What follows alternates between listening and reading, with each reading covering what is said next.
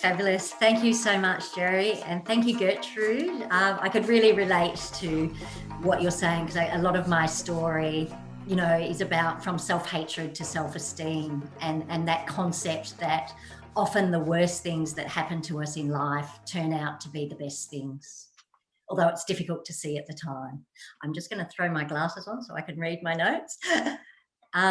So yeah, as Jerry said, I'm a survivor of child sex abuse, and then 20 years of addiction, mental illness, and many, many failed relationships. But as I sit here today, I've transformed my life and I'm currently a gym owner, a business coach, a speaker, an author, and as a life coach, I'm on a mission to heal women from childhood sexual trauma. In a 2017 survey by the Australian Bureau of Statistics, it revealed that 11% of Australian women reported being sexually abused before the age of 15. And I know that statistic fits globally as well. It's a horrific statistic. And yet time and time again in society, victims are unheard or they're shamed by telling their story. And it is getting better. And, there's a lot going on in Australia currently around this issue, but it still needs us all to speak out more. And that's why I just want to share my story, to let women know they're not alone and it doesn't define them. So I came from a really loving family. I had an incredibly supportive upbringing in the country. My perpetrator was an uncle, and he started grooming me around the age of about 8 years old. Around that time, this was going back in the 80s, so it's a little while ago, and absolutely, sexual assault and childhood sexual abuse was not discussed anywhere in the media. Domestic violence was not discussed.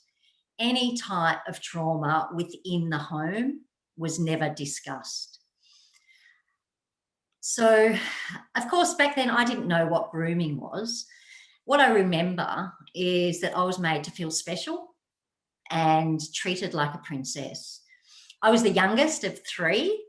So as any, younger sibling knows, you often are craving attention that you feel the older siblings get more of. So to get this attention from my uncle, I spent many school holidays at my uncle and aunties, so they had no children.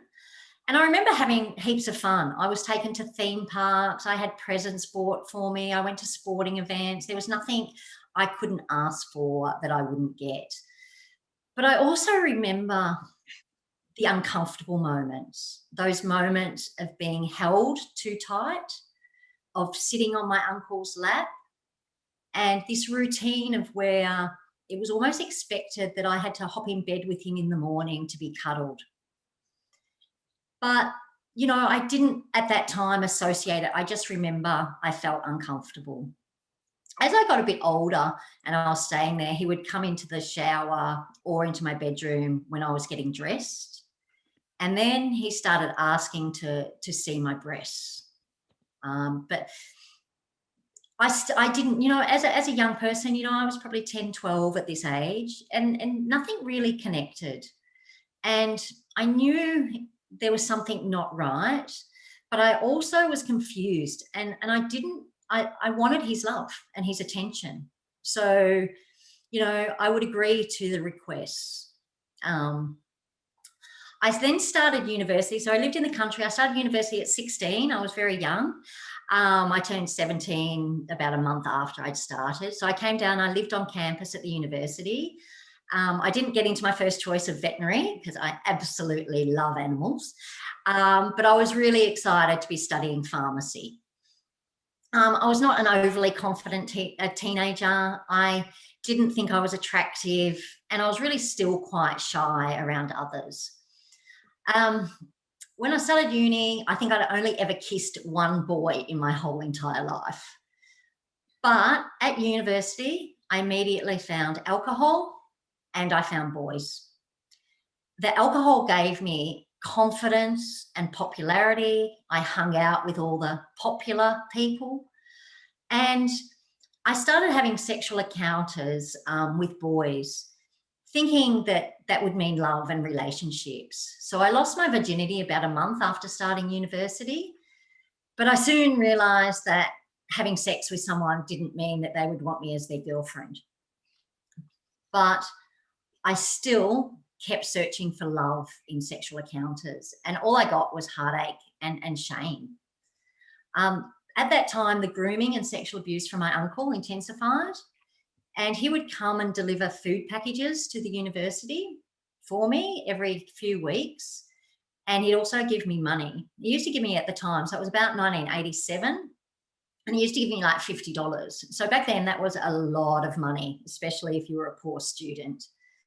So, you know, and I was spending a lot of time at the pub and drinking and partying. So even though I felt shame, some days I wouldn't meet him, and he'd just leave the food parcel, but not the money. And then other times I would compromise what I knew was wrong and meet him. He would always ask me to come into my room. He'd ask me to lock the door. And so this wasn't given freely. He would make me lie on my bed, and he would kiss and fondle my breasts and my body. I would sort of I remember being in like a bit of a trance at the time. And sometimes the shame was so bad, I wouldn't meet him. But then other times, you know, to fuel then my alcohol consumption, which at the time made me feel good about myself and kept all the horrid thoughts away, I would. I only ever told a couple of people at uni what was happening. And interestingly, one of those was actually the vice dean of the university at the time.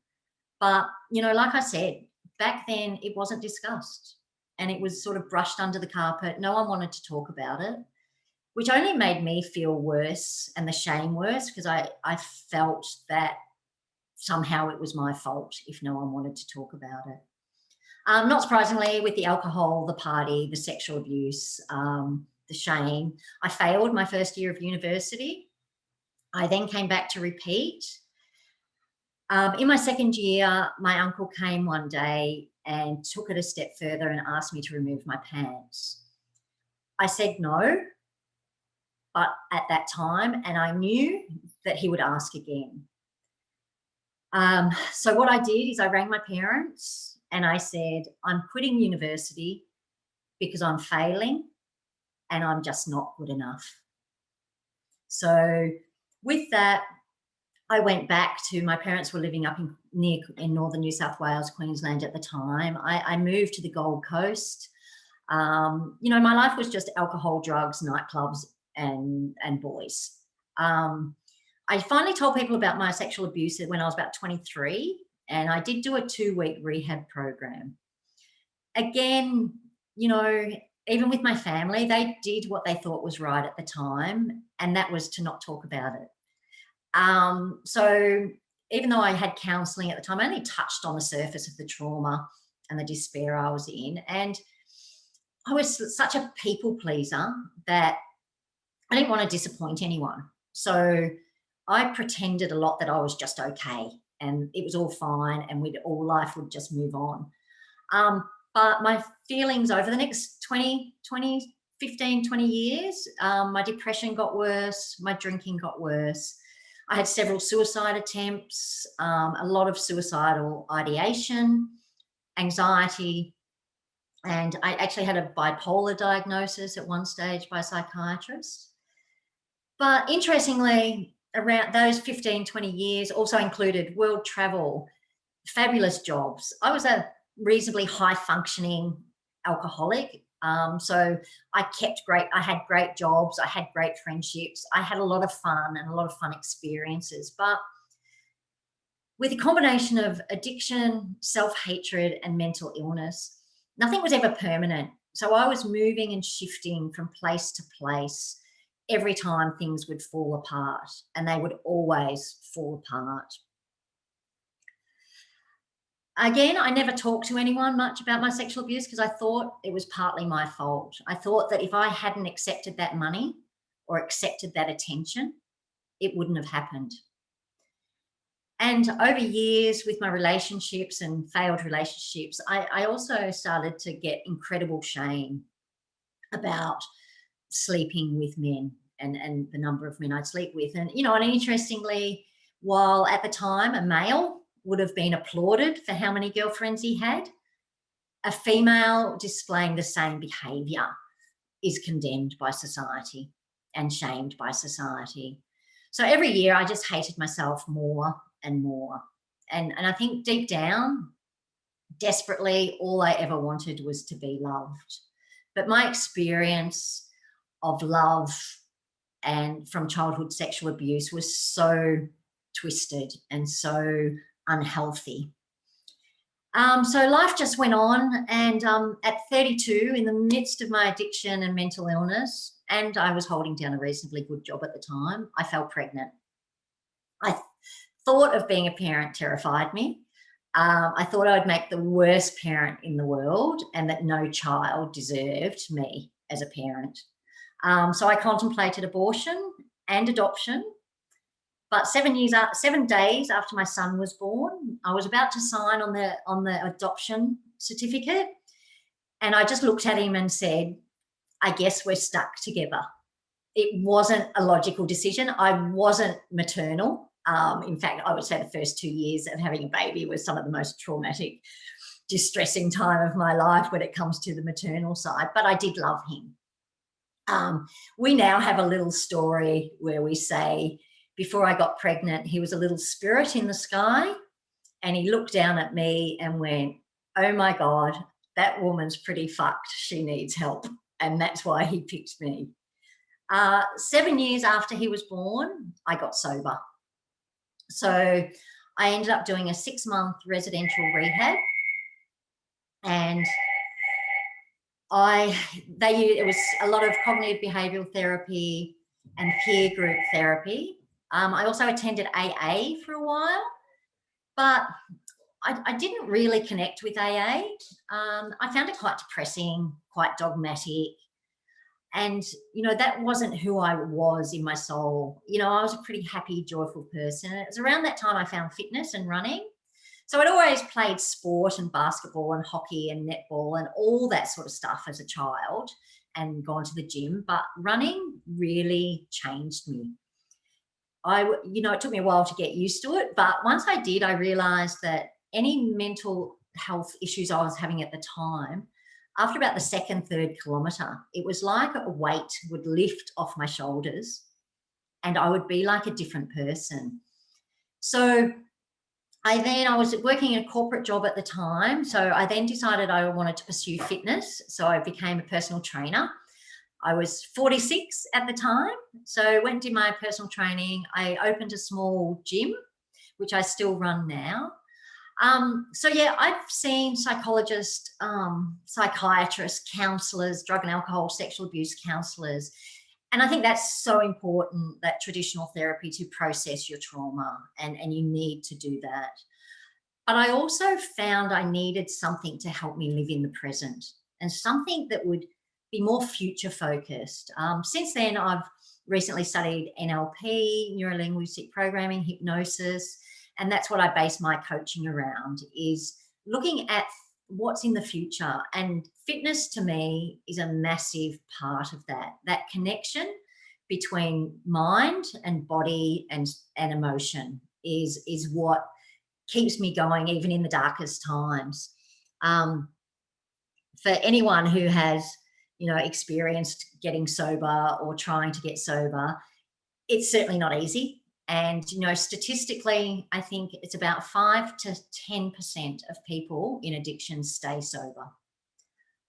So, for that reason, I'm coming up to 11 years sober, and I have incredible gratitude that I've been able to stay sober. But, I work on it every day, and, gratitude is a huge thing for me. So since getting sober, I've went back to uni and I did an honours degree in social science and a thesis on the barriers that prevent people like myself from accessing services. So that was really good. I've also had successful careers in corporate. in surf lifesaving. I'm also an active, I got my bronze medallion, so I've an active patrolling surf lifesaver. I've just come up to 10 years of active patrolling. And I've opened my gym business, which I surround myself with women. And I'm a bit anti the industry, the fitness industry. I don't do diets. I don't do compulsive exercise. I just want people to come, move, and be healthy. And healthy and well-being is such a holistic thing. And it's about how we feel about ourselves. The first thing I say to women who come to my gym is, I want you to look in the mirror now and say, I love what I see. Not 6 months down the track when you've lost 5 kilos. You know, right now, because the more you love yourself, the more you will pick and choose a healthier lifestyle, and it will just be natural and organic. I've also climbed to Everest Base Camp with my son. That was his like finished HSC present. I was experiencing some really toxic workplace at the time. And I thought I was going to zen around the mountain for 2 weeks and just la, la, la. It was probably the most physically brutal, mentally brutal things I have ever done. I didn't know that you wouldn't be able to sleep because the oxygen level is so low. Your body wakes you up every hour just so you don't die. It got down to the last climb, the day we went, 5,555 meters to Kalapatar. It was negative 30 degrees. My water bottle was freezing as I take it out of my bag. But again, that was in 2018. And I was still, even though I've been sober a long time, I experienced some really bad workplace bullying. It was around that time I started to really develop that self-belief in who I am as a person and to love me, all parts of it. I've also, just after that, I started triathlon when I was 47, because my son did triathlon and he advanced to events, and I was like, I'm not going to sit around and watch you for 3 hours because that would be boring. So I joined him in 2019. My son and I went to Switzerland together and we represented Australia in the age group championships for triathlon. So in three years, I managed to go from someone who was fearful of getting on a bike to representing my country. And again, it's for me, it's about believing in yourself, but also just chipping away, setting big dreamy goals. But as Gertrude said, pulling it down to smaller things, and just if you get that done, then move on to the next thing. Last year, during COVID, I co-authored a book with another 15 amazing women called Empowered Women Empowering the World. And, you know, that's obviously what we're all passionate about, is supporting each other through life. I regularly write for a women's online magazine, and I've started my life coaching business, which I'm getting up and running now. I do also business coach for another company. But I'm passionate about getting women to heal from their childhood sexual abuse. So my 11 years sober certainly hasn't been easy, and I still struggle with mental illness and anxiety, and that impacts on my life. But, you know, I have skills and techniques, whether it's exercise, fitness, mindset, gratitude, meditation, or just hanging out with awesome people. I've found hanging out with awesome people is one of the key secrets to having a happy life. And I've learned to block, delete, get rid of anyone who brings negativity into my life, because we need to, and once we start loving ourselves and having self-esteem, you know, it's easy to get rid of the people who don't serve us or who try and pull us down. You know, I've experienced horrible workplace bullying. I've had heartbreaking relationships. I've also, during that time, lost my father and my brother to cancer. I was close to both of them. So sobriety has not been easy, but I am grateful that I had to go through all those things sober, because I would hate to think what my reaction would have been had I still been drinking. Well, I know what my reaction, you know, I honestly feel grateful to be alive today. because I know if I'd have continued, or if I pick up drinking again, my hopes of actually living are not very good. So by being sober and building my self-esteem through mindset, fitness, and personal development, it's just given me the freedom to love myself fully. I'm incredibly resilient, incredibly overwhelmingly grateful for everything, and including all the bad stuff. Because I wouldn't be here today, I wouldn't be the person I am today if I hadn't have experienced that. And it's given me an incredible empathy for people, and it makes me a kinder person, because I do understand that everyone has stuff they go through. So my passion in life is just to inspire women around the world to never give up on their dreams, and to always put loving themselves as a priority. I think that's one thing that women miss all the time, because they're often doing everything for everyone else. And it's only by putting yourself first that you can be the best version for everyone else. So it's not selfish, it's actually caring to put yourself first. So yeah, I'd just like to finish with, you're not defined. No one is defined by their past. And every woman can transform their life from the impossible to the possible. And so I just want to thank you all for listening. Thank you all for being here. And I'm really humbled to be able to share my story. So thank you.